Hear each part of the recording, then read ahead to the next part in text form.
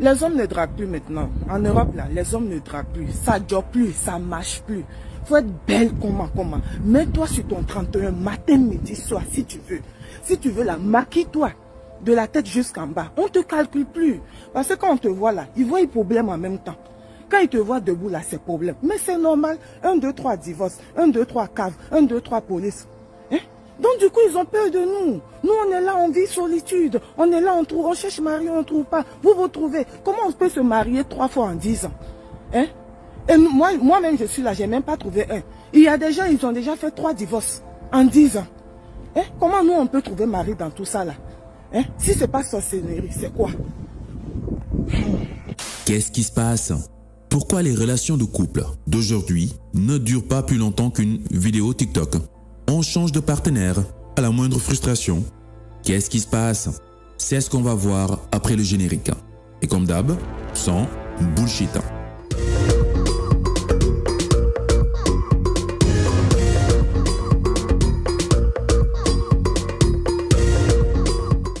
Pourquoi les relations de couple d'aujourd'hui ne durent plus comme avant? Qu'est-ce qui explique cette tendance à changer de partenaire à la moindre frustration? Y a-t-il une solution pour remédier à ce chaos? On va aller droit au but. Déjà, note ceci. Quand je parle de couple, je parle de couple sérieux, avec l'intention de se marier, bon, si c'est pas encore fait, bien sûr. Donc les histoires de copains-copines sans but, ce n'est pas le sujet, ok? À l'époque de nos grands-parents, quelques noix de cola, la bénédiction des parents et des prêtres suffisait pour se mettre en couple, se marier et rester ensemble pratiquement toute la vie. Aujourd'hui, on dépense des centaines de millions pour des mariages avec feux d'artifice, des films du mariage, plans drone filmés depuis l'espace, voyage de noces à Dubaï. Et 12 mois plus tard, on ne supporte plus la personne en face. On casse tout et on se sépare. À l'époque de nos grands-parents, les couples ne parlaient pas beaucoup entre eux. Pas de « je t'aime » échangé à chaque fois que les regards se croisent. Non, ils étaient dans l'action, se soutenaient mutuellement. Et ça se voyait, pas besoin de bavarder. Chacun se donnait à fond pour l'autre. Chacun se donnait à fond pour renforcer le foyer et la famille. Aujourd'hui, les jeunes couples passent leur journée à se renifler le museau, à bavarder du matin au soir, à se tartiner l'ego de mots cool, genre « je t'aime à la folie ». Tu es ma moitié, hein? Je ne peux pas exister sans toi. Oups, à la moindre frustration. Ben, il est passé où, Roméo et Juliette? L'autre qui voulait aller en enfer avec moi. Tu parles. On se tourne le dos et on claque la porte. Plus personne. Qu'est-ce qui nous arrive? Pourquoi les jeunes couples changent de partenaire comme ils changent de chemise? C'est à cause du diable, peut-être? C'est ça. Dès que c'est chaud, c'est à cause du diable. Il nous a divisés, cet enfoiré. C'est ça, vas-y. Je te rappelle qu'accuser quelqu'un sans preuve concrète, on appelle cela de la diffamation. C'est puni par la loi, normalement. On appelle cela aussi de la calomnie. C'est un péché. C'est pas moi qui le dis. Demande à ton guide religieux. Donc, pour être franc, ce qui se passe, c'est qu'on a merdé. Voilà. Il y a des trucs dans la vie de couple qui nous échappent complètement. Comment ça se fait que deux êtres qui à la base s'aimaient plus que tout décident, comme ça, du jour au lendemain, de se séparer parce que l'un ne blaire pas l'autre? Bien entendu, les motifs de la séparation peuvent être justifiés lorsqu'il y a tromperie, violence, etc. Mais généralement, la plupart des séparations que l'on observe aujourd'hui sont basées sur des broutilles. Ouais, des broutilles, voilà, observe bien. La plupart des jeunes couples d'aujourd'hui cassent parce que « Non, je ne me sens plus dans la relation. Je n'ai plus envie. Je vais voir ailleurs. » Et la suite, on la connaît, hein. Tromperie, mensonge, trahison. Le grand classique des fins de relation, quoi. Bon là, je te simplifie un petit peu le portrait. Mais pour être factuel, hein, tout ça ne sont que les effets d'une cause beaucoup plus profonde. Poussons l'analyse beaucoup plus loin. Et allons chercher les causes. Pourquoi les relations de jeunes couples se cassent la gueule même après avoir fait des gosses? Non, non, je t'aime ne suffit pas. Je ne crois pas du tout, alors du tout, qu'il faille décider de passer toute sa vie avec une personne juste parce que vous êtes attirés l'un par l'autre. Genre, tu l'aimes, tu la kiffes, tu es fan. Si tu te bases sur ces critères pour te mettre dans un couple dit sérieux, tu peux déjà préparer des allers-retours chez les psys. La chute risque d'être violente. Disons que tu viens de la trouver, la perle rare. Enfin, une personne qui te comprend, qui te correspond. Le match parfait. Tu n'as pas besoin de forcer. Tout est fluide. Vous voyez le monde pareil. Vous vous attirez de fou.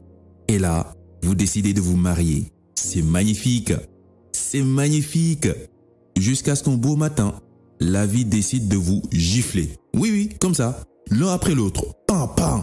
Et pendant que tu es en train de mettre des glaçons sur ta joue, pour calmer la douleur, la vie revient vous gifler encore et encore en rafale. Pa, pa, pa, pa. Les problèmes débarquent dans votre intimité et posent ses fesses entre vous deux. Lorsque vous vous disputez, vous dites la même chose, mais vous ne vous comprenez pas. Vous vous regardez, mais vous ne vous voyez pas. Vous ne vous reconnaissez plus. Ce visage, cette voix, ce parfum qui te faisait du bien avant, maintenant t'énerve à mort. Vous ne vous supportez plus. Qu'est-ce qui se passe? Pourtant, il y a peu de temps, vous vous aimez à la folie, non? Et aujourd'hui, vous vous détestez à la folie. Dès que la vie vous a giflé, pa, ça y est, vous avez perdu la mémoire. Alzheimer. Sérieux? Alzheimer à 30 ans? Faudra que les médecins nous expliquent. Combien de jeunes couples ont vécu ça? Combien de jeunes couples sont en train de vivre ça? Combien de jeunes couples se laissent emporter dans ces vibes du « je t'aime, tu me plais, on se marie ?» Et puis un an après, c'est mort. Parce que aimer une personne ne suffit pas pour se marier avec la personne et espérer quelque chose de durable. Oh oui, c'est pas facile à entendre, je sais. Mais je sais de quoi je parle. J'en ai payé les frais. Donc je me permets de te partager ce sujet aujourd'hui pour que toi aussi tu sois moins bête que moi avant. Et en plus, quelque part, j'en ai un peu marre en fait de voir des personnes magnifiques se faire bousiller la vie par ces conneries d'histoires de couple complètement tarées. Parce qu'après une séparation, ce n'est pas la joie. Ce n'est pas la joie du tout. Les cœurs sont brisés. Le moral est salement amoché. Les regrets, la haine de l'autre, la haine de soi-même. On n'a plus envie de rien. Et pire encore, certains ne se relèvent jamais. Ils tombent en dépression sévère et finissent par foutre en l'air leur vie. Gaspillage d'êtres humains, tu ne trouves pas? Donc note bien ceci. Et encore une fois, je ne te demande pas de me croire. Observe par toi-même. Je pense que tu es assez intelligent pour distinguer le vrai du faux. Et tu verras que juste aimer une personne ne suffit pas pour faire un couple solide. On ne décide pas de confier sa vie à quelqu'un parce que la personne nous plaît bien. Il faut quelque chose de beaucoup plus grand. Le couple, ce n'est pas toi et moi, c'est ni toi ni moi, c'est nous. Je t'invite à décortiquer ensemble une sculpture magnifique. Le couple Menkaure, aussi vieux que les pyramides de Gizeh et bourré d'enseignements sur la posture de l'homme avec la femme. Pourquoi cette sculpture? Bon, parce que j'aime bien, c'est stylé. Mais plus sérieusement, c'est parce que je suis convaincu que les anciens de cette région nubienne d'Afrique avaient compris la vie mieux que tout le monde. Et ils avaient aussi plié le game pendant des millénaires. Jusqu'à aujourd'hui, ces grands maîtres continuent à nous montrer à travers les vestiges de leurs œuvres qu'ils sont les boss. Et combien on est bête. Ils avaient atteint un niveau de connaissance de soi encore inégalé sur Terre. Ce n'est pas pour rien qu'aujourd'hui la plupart des découvertes dites scientifiques ou spirituelles viennent de là-bas ou sont volées de là-bas. N'est-ce pas, Pythagore? Je ne fais que suivre les enseignements de notre papa, Cheikh Anta Diop. Je vais à la connaissance directe, sans bullshit. Bon, revenons à la statue du fameux couple Menkaure. Certains disent que c'est le roi Menkaure et sa mère. D'autres pensent que c'est le roi et sa sœur. Et d'autres pensent que c'est le roi et sa reine, sa femme. Mais peu importe, ça revient au même. Dans tous les cas, on voit la posture d'un homme accompagné d'une femme. Décortiquons tout cela. On voit un homme et une femme debout, côte à côte, le visage serein, regardant tous les deux droit devant. Ils sont côte à côte et non face à face, ou dos à dos, ou l'un sur l'autre. Ils ne se reniflent pas le museau, comme on le voit souvent dans les couples d'aujourd'hui. Ils sont côte à côte et regardent droit devant. comme s'ils étaient captivés par quelque chose de beaucoup plus important qu'eux-mêmes. Ils sont en mouvement et non figés sur place dans une maison à attendre je ne sais quoi. Ils avancent avec le pied gauche en premier, le pied lié au cœur, le centre de la vision, la source de l'intention juste. Ils marchent avec foi. Les deux sont simplement vêtus, affichant des corps physiques bien sculptés. Cela témoigne un entretien de soi, un travail personnel entrepris par chacun dans l'amélioration individuelle. Les deux sont à la même hauteur, personne n'est supérieur à l'autre. L'homme et la femme se tiennent au même niveau, mais adoptent des postures différentes. L'homme avance avec les bras allongés le long du corps, un lâcher-prise total, et les poings serrés, tenant des sortes de rouleaux, peut-être des instructions de sa fonction ou de sa mission. La femme, positionnée à gauche de l'homme, bien placée du côté du cœur, étreint la taille de l'homme de son bras droit, sa main droite posée doucement du côté du foie de l'homme. Le foie, le centre de la volonté, de la décision, du courage. Sa main gauche retient délicatement le bras gauche de l'homme du côté du biceps, comme pour doser la force de l'homme ou pour orienter cette force là où elle doit être consacrée. Ce double geste de la femme dégage une sorte de tendresse et de protection à l'égard de l'homme. C'est comme si elle lui chuchotait « T'inquiète partenaire, je suis à tes côtés, je te tiens, j'administre, je dose, je gère. Avançons seulement. » Pendant que l'homme avance avec détermination et lâcher-prise totale sur la mission qu'il porte.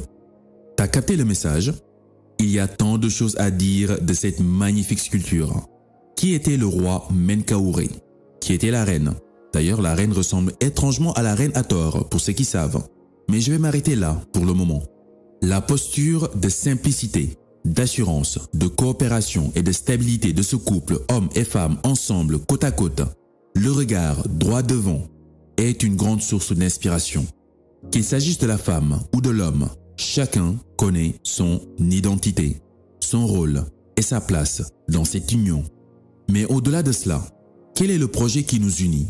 Qu'est-ce que nous devons accomplir d'une telle importance pour que nos petites individualités deviennent insignifiantes, pour que nos querelles paraissent futiles?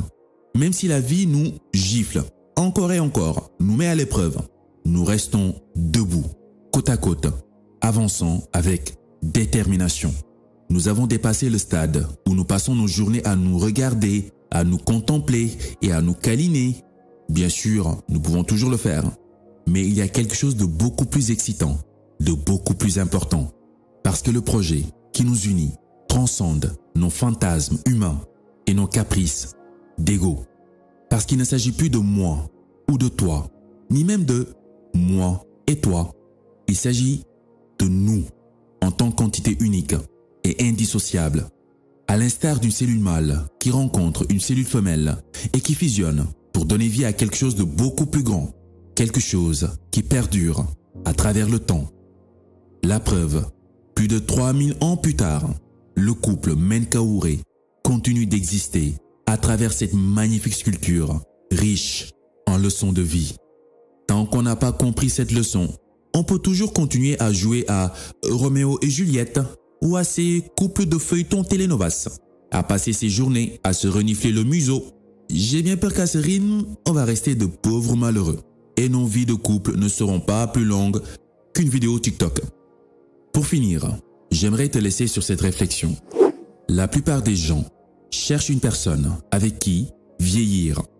Et si la clé était plutôt de chercher une personne avec qui rester enfant? C'était les chroniques by Demba. Sur ce, à la prochaine.